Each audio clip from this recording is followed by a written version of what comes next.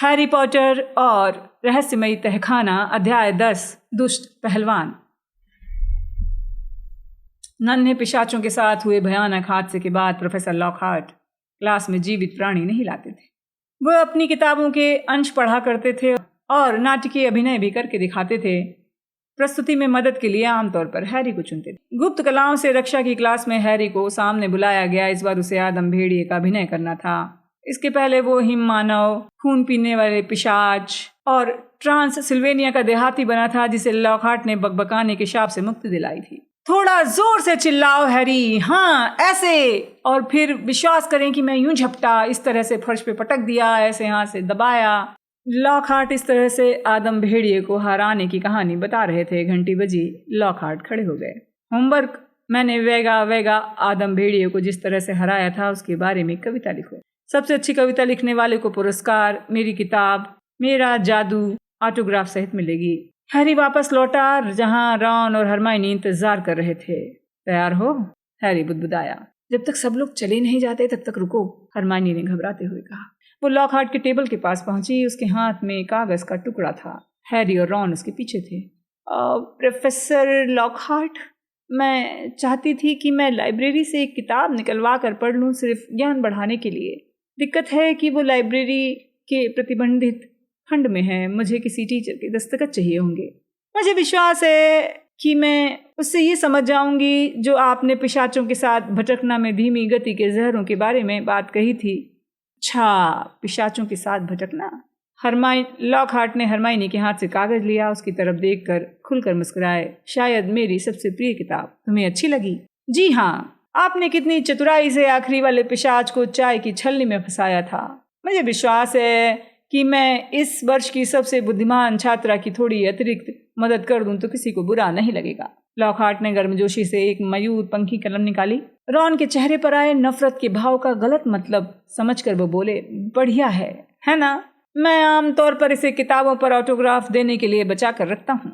उन्होंने कागज पर बड़े से घुमावदार दस्तखत घसीटे और हरमाइनी को दे दिया। मुझे लगता है कल इस साल का पहला क्विडिच मैच है, गरुड़ द्वार और नाग शक्ति के बीच, है ना? तुम अच्छे खिलाड़ी हो, अच्छे खोजी हो। मैं भी खोजी था। मुझे लोगों ने इंग्लैंड की टीम में शामिल होने के लिए कहा था, परंतु मैंने अपना जीवन शैतानी ताकतों के उन्मूलन के प्रति समर्पित करना ज्यादा बेहतर समझा। तुम्हें प्रशिक्षण की जरूरत हो तो मुझसे मदद मांग लेना। मुझे अब भी यकीन नहीं हो रहा।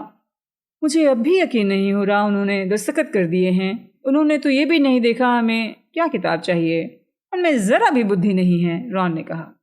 पर ठीक है, हमें तो मिल गया जो हम चाहते थे। ऐसा नहीं कि उनमें बुद्धि नहीं है, हरमाइनी ने तीखी आवाज में कहा, जब वे लाइब्रेरी की ओर आधा दौड़कर और आधा चलकर गए। सिर्फ इसलिए क्योंकि उन्होंने ये कहा कि तुम इस वर्ष की सबसे बुद्धिमान छात्रा हो। जब वे लाइब्रेरी की खामोशी में दाखिल हुए तो उनकी आवाजें धीमी हो गईं। लाइब्रेरियन मैडम पिंस दुबली और चिड़चिड़ी महिला थी। सबसे शक्तिशाली काढ़े? उन्होंने शंका भरे स्वर में दोहराया। हरमाइनी के हाथ से कागज लेने की कोशिश की, पर हरमाइनी कागज छोड़ने को तैयार नहीं थी। उसने हाँफते हुए कहा, मैं सोच रही थी कि क्या मैं इसे रख सकती हूँ? रहने भी दो। रॉन ने हरमाइनी से कागज छुड़ा लिया, मैडम पिंस को दे दिया। हम तुम्हारे लिए और ऑटोग्राफ ले लेंगे। लॉकहार्ट किसी भी चीज पर ऑटोग्राफ दे देंगे, बशर्ते वो कुछ देर स्थिर रहे। मैडम पिंस ने कागज को रोशनी में देखा, जैसे उन्होंने जालसाजी पकड़ने की ठान ली हो, परंतु कागज उनकी परीक्षा में खरा उतरा। वे ऊंची अलमारियों के बीच चलते हुए कुछ दूर गईं। कुछ मिनट बाद एक बड़ी सी पुरानी दिखने वाली किताब के साथ लौटी। लाइब्रेरी से लौटते समय वो तीनों कोशिश कर रहे थे कि ज्यादा तेज ना चले या ऐसे ना दिखें जैसे कोई अपराध कर रहे हों। 5 मिनट बाद वे मायूस मीना के बाथरूम में पहुंच गए।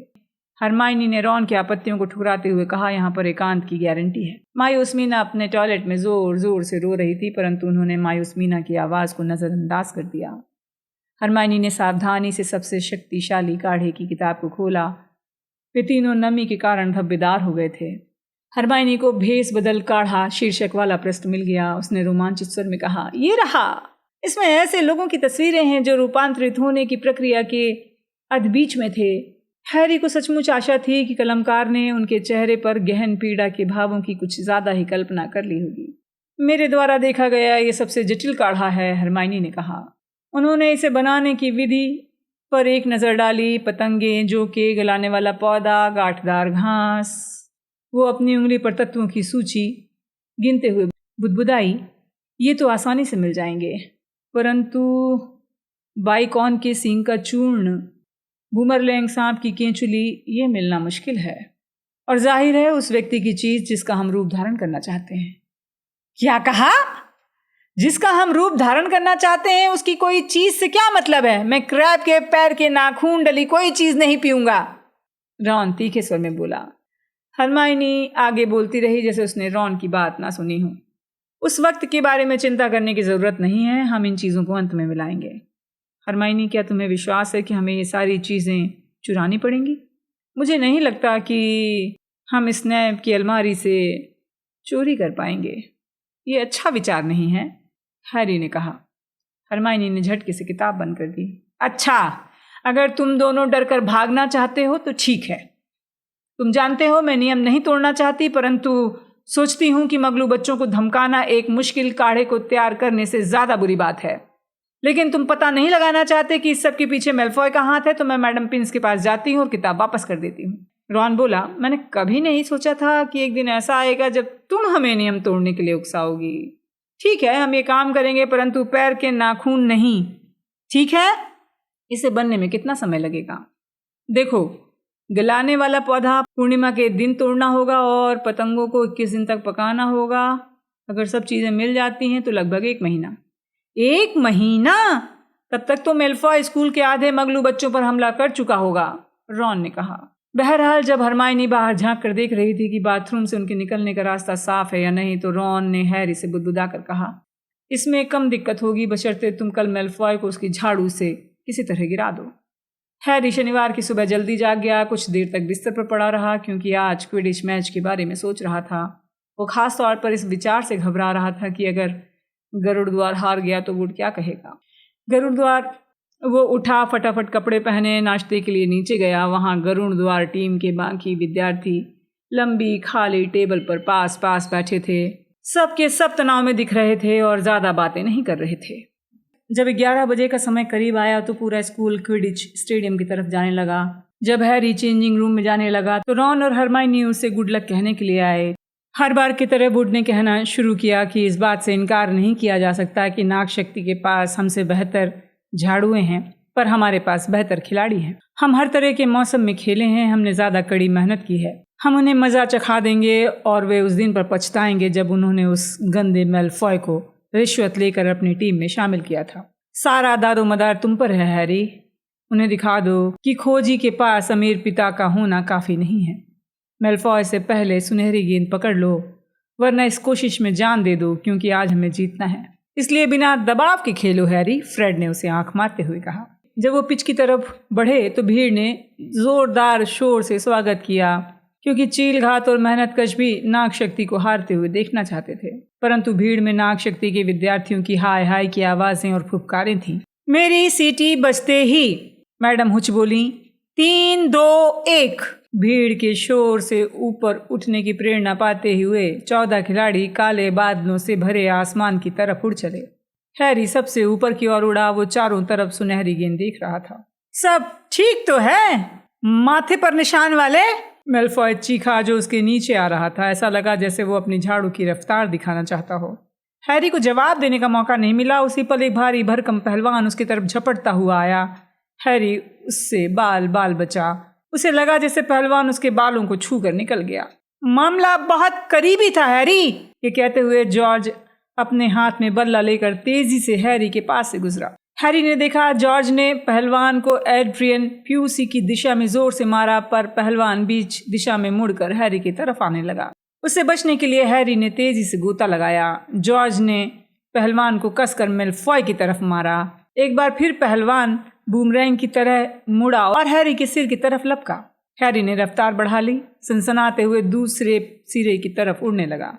उसे सुनाई दे रहा था कि पहलवान सीटी बजाते हुए उसके पीछे आ रहा है। फ्रेड वीजली दूसरे सिरे पर पहलवान का इंतजार कर रहा था। हैरी झुक गया जब फ्रेड ने पहलवान को अपनी पूरी ताकत से मारा और पहलवान का रुख हैरी से हटकर दूसरी तरफ हो गया। उसका काम तमाम हो गया, फ्रेड खुशी से बोला, परंतु वो गलत था। मानो वो पहलवान हैरी की तरफ चुंबकीय शक्ति से खींचा आ रहा था। एक बार फिर उसके पीछे आ गया और हैरी को पूरी गति से उड़ने के लिए बेवश होना पड़ा। बारिश होने लगी, हैरी के चेहरे पर भारी बूंदें गिरने लगी। उसे जरा भी अंदाजा नहीं था कि मैच में क्या हो रहा था जब तक उसने कमेंट्री कर रहे ली जॉर्डन की आवाज़ नहीं सुनी, नाग शक्ति 60 से आगे है। नाग शक्ति की बेहतरीन झाड़ुएं स्पष्ट रूप से अपना कमाल दिखा रही थीं। इस बीच दुष्ट पहलवान अपनी तरफ से हैरी को नीचे गिराने की पूरी कोशिश कर रहा था। किसी ने इस पहलवान के साथ छेड़खानी की है, फ्रेड गुस्से में गुर्राया।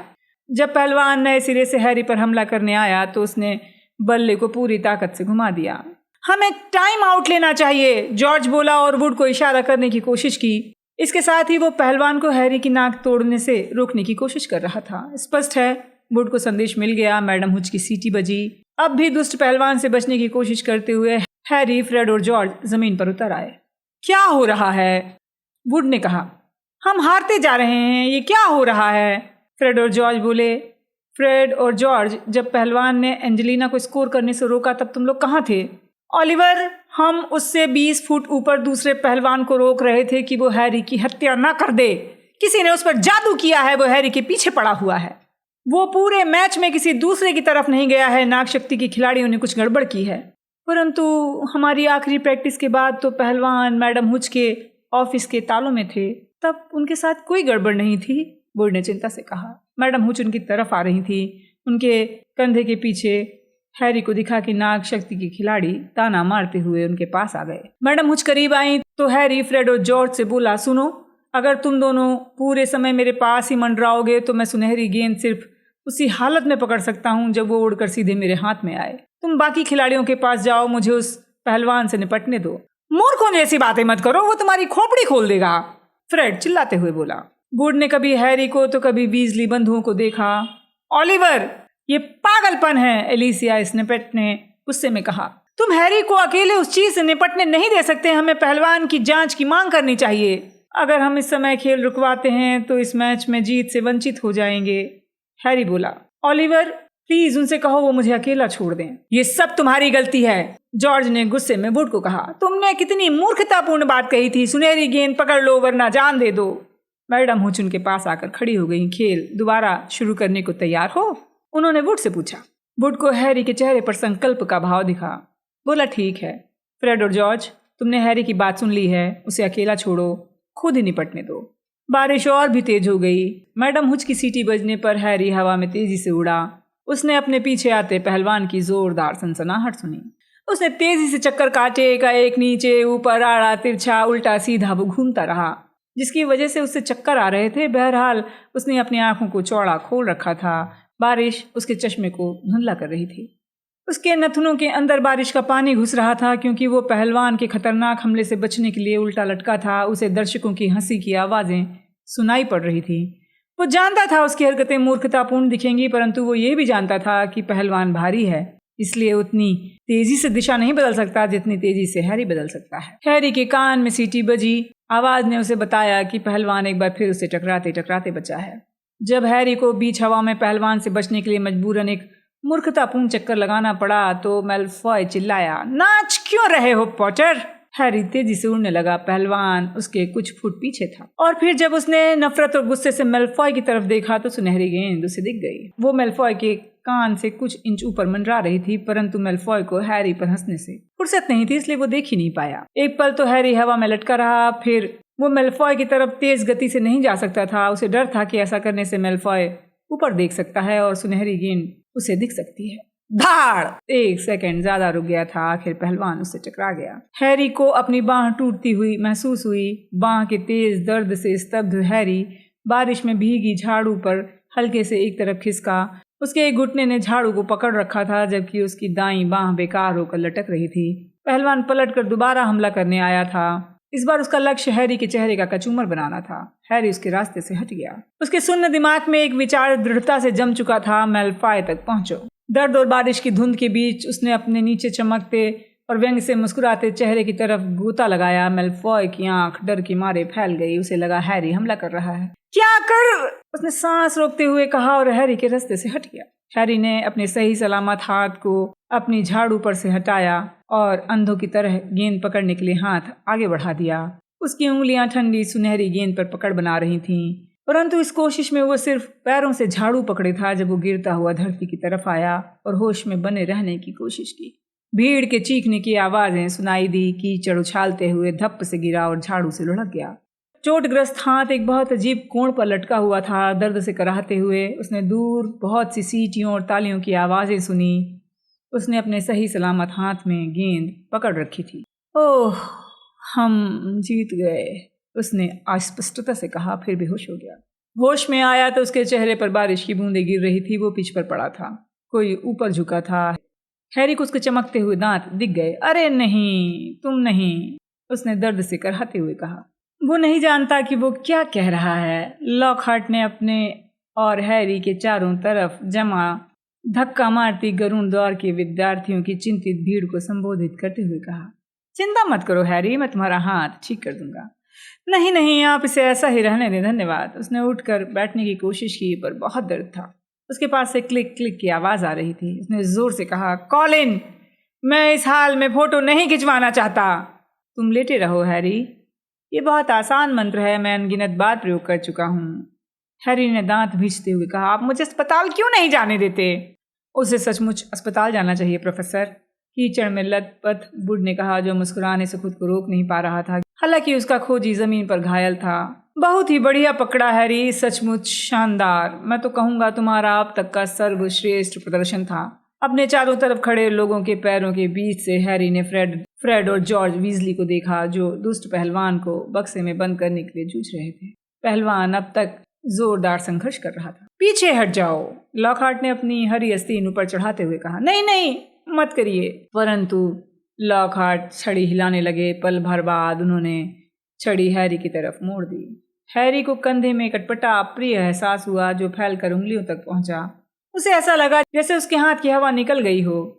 उसने डर से अपनी आंखें बंद करके चेहरा दूसरी तरफ कर लिया, परंतु उसके सबसे बुरे डर तब साबित हुए जब उसके ऊपर झुके विद्यार्थियों ने जोर से सिसकी भरी और कॉलिन क्रीवी पागलों की तरह फोटो खींचने लगा। हैरी के हाथों में दर्द नहीं था, पर अब उसे अपना हाथ की तरह महसूस भी नहीं हो रहा था। देखो, कई बार ऐसा होता है, परंतु मुद्दे की बात अब यह है कि हड्डियां टूटी नहीं हैं। इसलिए अब उठकर अस्पताल जाओ। मिस्टर वीजली और मिस ग्रेंजर, तुम लोग भी साथ में जाओ। मैडम पॉम्फ्री पल भर में बाकी इलाज कर देंगी, लॉकहार्ट बोला। हैरी अपने पैरों पर खड़ा हुआ तो उसे असंतुलन का एहसास हुआ। उसने जो देखा उससे वो दोबारा बेहोश होते होते बचा। उसके दुशाले के बाहर जो हाथ लटक रहा था वो मांस के रंग के एक मोटे रबर ग्लव की तरह दिख रहा था। उसने उंगली हिलाने की कोशिश की पर जरा भी हलचल नहीं हुई।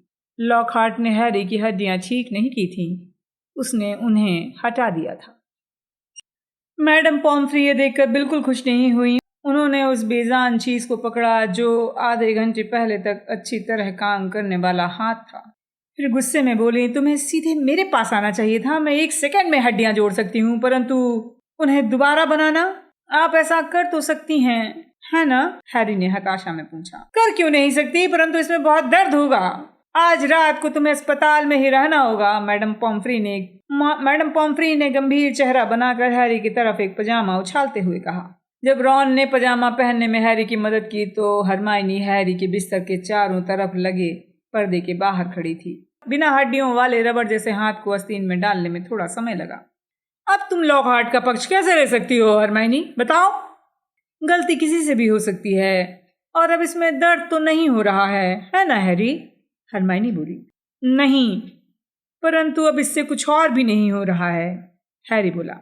जब वो बिस्तर पर लेटा तो उसका बेजान हाथ एक तरफ लटक रहा था। हरमाइनी और मैडम पॉम्फ्री पर्दे के पीछे से आई। मैडम पॉम्फ्री के हाथ में एक बड़ी बोतल थी जिस पे लिखा था, अस्थिवर्धक, आज की रात तुम पर भारी पड़ेगी। हड्डियों को दोबारा बनना बहुत भयानक होता है। उन्होंने धुआं उड़ाती बोतल से पूरा गिलास भरकर उसे देते हुए कहा। इससे हैरी का मुंह जल गया। दवा ने अंदर जाते समय उसका गला भी जला दिया था, जिससे वो खांसने और सीसी करने लगा। खतरनाक खेलों और अयोग्य शिक्षकों के बारे में बड़बड़ाती हुई मैडम पॉम्फ्री वापस चली गईं। रॉन और हरमाइनी को हैरी के पास छोड़ गईं ताकि वे पानी पीने में हैरी की मदद कर सकें। जो भी हो, हम जीत गए। रॉन बोला, उसके चेहरे पर मुस्कुराहट थी। क्या खूब पकड़ा तुमने। मेलफॉय का चेहरा तो देखते, वो तो जैसे हत्या करने पर उतारू दिख रहा था। मैं ये जानना चाहती हूँ कि उसने पहलवान पर जादू कैसे किया था, हरमाइनी ने उदास स्वर में कहा। हम इसे उन सवालों की सूची में जोड़ लेते हैं जो हम उससे भेस बदल काढ़ा पीने के बाद पूछेंगे, हैरी ने तकिए पर टिकते हुए कहा। आशा है उसका स्वाद इस दवा से बेहतर होगा। अगर उसमें नाग शक्ति के विद्यार्थियों की कोई चीज होगी तो वो बेहतर कैसे हो सकता है। तुम शायद मजाक कर रहे हो, रॉन ने कहा। उसी समय अस्पताल के वार्ड का दरवाजा खुला। गरुड़द्वार की टीम के बाकी विद्यार्थी कीचड़ में लथपथ और गीले कपड़ों में हैरी को देखने आ गए थे।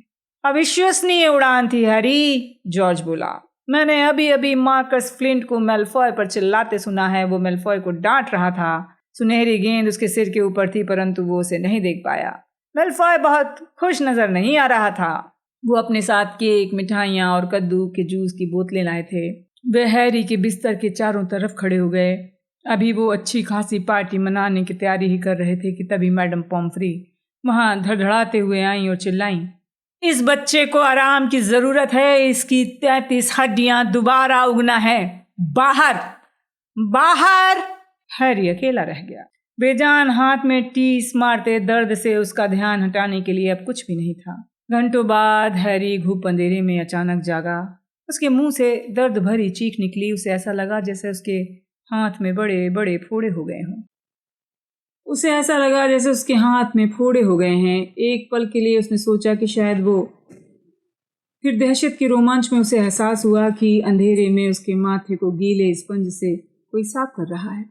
दूर हटो, उसने जोर से कहा। फिर पहचानते हुए बोला, डॉबी। घरेलू जिन्न की बाहर निकलती टेनिस की गेंद जैसी आंखें अंधेरे में हैरी को ताक रही थीं। उसकी लंबी नुकीली नाक पर एक आंसू बह रहा था। हैरी पॉटर वापस स्कूल आया है, वो दुखी आवाज में बोला। डॉबी ने हैरी पॉटर को चेतावनी दी थी, बार बार दी थी। आपने डॉबी की बात क्यों नहीं मानी सर? जब हैरी पॉटर की ट्रेन छूट गई थी तो हैरी पॉटर वापस घर क्यों नहीं गए? हैरी जैसे तैसे तकिए पर टिका और डॉबी के स्पंज को दूर हटाया। उसने कहा, तुम यहाँ क्या कर रहे हो और तुम्हें कैसे मालूम कि मेरी ट्रेन छूट गई थी? डॉबी के होंठ थरथराए और हैरी को शक हो गया। उसने धीमे से कहा, तो वो काम तुमने किया था। तुमने बैरियर को बंद किया ताकि हम उससे निकल ना पाए। बिल्कुल सही कहा सर, डॉबी ने अपने सिर को तेजी से हिलाते हुए कहा। उसके झूलते हुए कान हिल रहे थे। डॉबी छुपा हुआ था। जैसे ही उसने हैरी पॉटर को देखा उसने गेट बंद कर दिया। इसके लिए डॉबी ने खुद को सजा भी दी थी। उसने प्रेस से अपने हाथ जला लिए थे। डॉबी ने हैरी को पट्टी बंधी 10 उंगलियां दिखाई, परंतु डॉबी को परवाह नहीं थी, क्योंकि सर उसने ऐसा सोचा था कि हैरी पॉटर सुरक्षित है। डॉबी ने कभी सपने में भी नहीं सोचा था कि हैरी पॉटर दूसरे तरीके से स्कूल पहुंच जाएगा। वो आगे पीछे झूल रहा था, अपना बदसूरत सिर हिला रहा था। डॉबी ने जब से सुना है कि हैरी पॉटर वापस हॉगवर्ट्स पहुंच गया है, डॉबी को इतना सदमा लगा है कि उसने अपने मालिक का डिनर जला दिया। डॉबी ने इतने कोड़े खाए जितने पहले कभी नहीं खाए थे सर। हैरी वापस अपने तकिए पर निढाल हो गया। फिर गुस्से में बोला, तुम्हारी वजह से मैं और रॉन स्कूल से निकलते निकलते बचे हैं।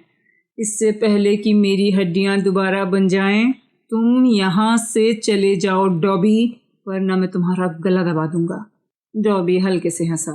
डॉबी को मौत की धमकियां सुनने की आदत है सर। डॉबी घर पर दिन में 5 बार ऐसी धमकियां सुनता है। उसने अपनी नाक उस गंदे तकिए की कवर के कोने से पोंछ ली जिसे वो पहने थे। वो इतना डरनी लग रहा था कि न चाहते हुए भी हैरी का गुस्सा ठंडा हो गया। तुम ये चीज क्यों पहने हो डॉबी? उसने जिज्ञासा में कहा। ये सर, डॉबी ने अपने तकिए के कवर को झटका देते हुए कहा, ये तो घरेलू जिन्न की गुलामी का निशान है। डॉबी तभी आज़ाद होगा जब उसका मालिक उसे कपड़ा देगा सर। परिवार इस बारे में इतना सावधान रहता है कि डॉबी को एक मोजा तक न दिया जाए, क्योंकि तब डॉबी हमेशा के लिए आज़ाद हो जाएगा। डॉबी ने अपनी बाहर निकली आंखें पोंछी। अचानक बोला, हैरी पॉटर को घर जाना चाहिए। डॉबी ने सोचा था कि उसका पहलवान ये काम कर देगा। तुम्हारा पहलवान? हैरी ने कहा। उसका गुस्सा फिर बढ़ने लगा। तुम्हारा क्या मतलब है तुम्हारा पहलवान? तुमने उस पहलवान से मुझे मारने की कोशिश की थी? मारने की नहीं सर, मारने की नहीं। डॉबी आपको कैसे मार सकता है? डॉबी ने सदमे में आते हुए कहा। डॉबी हैरी पॉटर की जान बचाना चाहता है। यहाँ रहने से तो अच्छा है कि हैरी पॉटर बुरी तरह घायल होकर घर वापस चला जाए। सर, डॉबी हैरी पॉटर को इतना ही घायल करना चाहता था कि उसे घर भेज दिया जाए। अच्छा, बस इतना ही चाहते थे? तुम मुझे ये बता सकते हो कि तुम मुझे टुकड़ों में घर क्यों भेजना चाहते थे? ओह, अगर हैरी पॉटर को पता होता। डॉबी कराहते हुए बोला। उसके फटे हुए तकिए की कवर पर उसके आंसू टपकने लगे। अगर उसे पता होता कि वो हमारे लिए कितना महत्वपूर्ण है, जादुई दुनिया के हम जैसे दबे कुचले शोषित दमित जीवों के लिए वो कितना मायने रखता है। डॉबी को वो समय याद है जब तुम जानते हो कौन का बोलबाला था सर। हम घरेलू जिन्नों के साथ कीड़े मकोड़ों जैसा व्यवहार होता था। जाहिर है डॉबी के साथ तो अब भी वैसा ही बर्ताव होता है सर, परंतु जब से हैरी पॉटर ने तुम जानते हो कौन को हराया है, अधिकांश घरेलू जिन्नों के जीवन में सुधार हो गया। काफी सुधार हुआ है। हैरी पॉटर बच गया, उस शैतान जादूगर की शक्ति चली गई। एक नई सुबह हुई सर, और हैरी पॉटर हम जैसे लोगों के लिए आशा की किरण बन गया। जो सोचते थे अंधेरे दिन कभी खत्म नहीं होंगे, परंतु अब हॉगवर्ट्स में भयानक घटनाएं घटने वाली हैं। शायद इस समय घट रही हैं, और डॉबी हैरी पॉटर को यहाँ नहीं रहने देना चाहता, जहाँ इतिहास खुद को दोहराने वाला है, जहाँ रहस्यमयी तहखाना एक बार फिर खुलने वाला है। डॉबी दहशत के मारे जम गया। उसने हैरी के बिस्तर के पास रखी टेबल से पानी का जग उठाया, खुद के सिर पर दे मारा और नीचे गिर गया। एक सेकंड बाद बुदबुदाते हुए बिस्तर पर रेंग कर आया, बुरा डॉबी, बुरा डॉबी। तो सचमुच यहाँ कोई रहस्यमयी तहखाना है? तुमने कहा कि वो पहले भी खुल चुका है। मुझे पूरी बात बताओ डॉबी। जब डॉबी का हाथ पानी के जग की तरफ रेंगने लगा तो हैरी ने उसकी कलाई पकड़ ली। परंतु मैं तो मगलू परिवार का नहीं हूँ, तहखाने के खुलने से मुझे क्या खतरा है? कुछ मत पूछिए बेचारे डॉबी से, कुछ मत पूछिए। इस जगह भयानक घटनाएं करने की साजिश रची गई है, और जब वे होंगी तब हैरी पॉटर को यहाँ नहीं रहना चाहिए। घर वापस जाओ हैरी पॉटर, घर वापस जाओ। हैरी पॉटर को इसमें नहीं उलझना चाहिए सर, ये बहुत खतरनाक है। ये कौन कर रहा है डॉबी? उसने डॉबी की कलाई पकड़ रखी थी ताकि वो पानी का जग उठाकर खुद का सिर न फोड़े। इसे किसने खोला था? पिछली बार इसे किसने खोला था? डॉबी नहीं बता सकता सर, डॉबी नहीं बता सकता। डॉबी को ये नहीं बताना चाहिए। घरेलू जिन्न चिल्लाया। वापस जाओ हैरी पॉटर, घर वापस जाओ। मैं कहीं नहीं जा रहा हूँ। मेरी बहुत अच्छी दोस्त मगलू है। अगर तहखाना सचमुच खुल गया तो जो लोग पहले शिकार बनेंगे उसमें वो भी होगी। हैरी पॉटर अपने दोस्तों के लिए अपनी जान जोखिम में डाल रहा है, डॉबी ने कराहते हुए एक तरह से दुख और उल्लास के मिश्रित स्वर में कहा। इतना महान, इतना बहादुर, परंतु उसे खुद को बचाना चाहिए। हैरी पॉटर को यहाँ नहीं। डॉबी अचानक जम गया। उसके चमगादड़ जैसे कान कांपने लगे। हैरी ने आवाज सुन ली, बाहर गलियारे से आते हुए कदमों की आहट। डॉबी को जाना होगा। घरेलू जिन्न ने आतंकित होकर कहा। एक चुटकी बजी और हैरी की मुट्ठी में अब डॉबी की कलाई के बजाय सिर्फ हवा थी। वो बिस्तर पर लुढ़क गया क्योंकि कदमों की आवाज करीब आ रही थी। अगले ही क्षण डंबलडोर दरवाजे से अंदर घुसे। उन्होंने लंबा ऊनी ड्रेसिंग गाउन पहना था और नाइट कैप भी पहनी थी। वे उस चीज का एक सिरा थामे थे जो मूर्ति की तरह दिख रही थी। एक सेकंड बाद प्रोफेसर मैगोनिकल नजर आई जो उस मूर्ति का पैर थामे थी। दोनों मिलकर उसे बिस्तर पर ला रहे थे। डंबलडोर फुसफुसाए, मैडम पॉम्फ्रे को बुलाओ। और प्रोफेसर मैगोनिकल हैरी के बिस्तर के पास से गुजरते हुए ओझल हो गई। हैरी शांति से लेटा रहा, ऐसा अभिनय किया जैसे सो रहा हो। क्या हुआ? मैडम पॉम्फ्रे ने डंबलडोर से फुसफुसाकर पूछा और बिस्तर पर लेटी मूर्ति पर झुक गई। एक और हमला हुआ है। मिनर्वा को ये सीढ़ियों पर मिला है। इसके पास ही अंगूरों का एक गुच्छा मिला है। हमें लगता है कि ये छुप कर यहाँ पॉटर से मिलने आ रहा था। हैरी के पेट में अचानक उथल पुथल मच गई। बहुत धीमे से, सावधानी से उसने खुद को सिर्फ कुछ इंच ऊपर उठाया ताकि वो बिस्तर पर लेटी मूर्ति को देख सके। वो मूर्ति नहीं, कॉलिन क्रीवी था। उसकी आंखें चौड़ी थीं। उसके हाथ उसके सामने बंधे हुए थे जिसमें उसने कैमरा पकड़ रखा था। बेजान किया गया है? मैडम पॉम्फ्री ने फुसफुसाकर पूछा।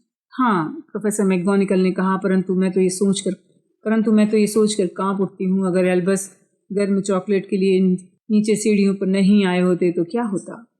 वे तीनों कॉलिन को घूर रहे थे। फिर डंबलडोर आगे झुके, कॉलिन की सख्त पकड़ से कैमरे को छुड़ाया। प्रोफेसर मैकगोनिगल ने पूछा, आपको नहीं लगता ये लड़का हमलावर की फोटो लेने में कामयाब हुआ होगा? डंबलडोर ने कोई जवाब नहीं दिया। उन्होंने कैमरे का पिछला हिस्सा खोला।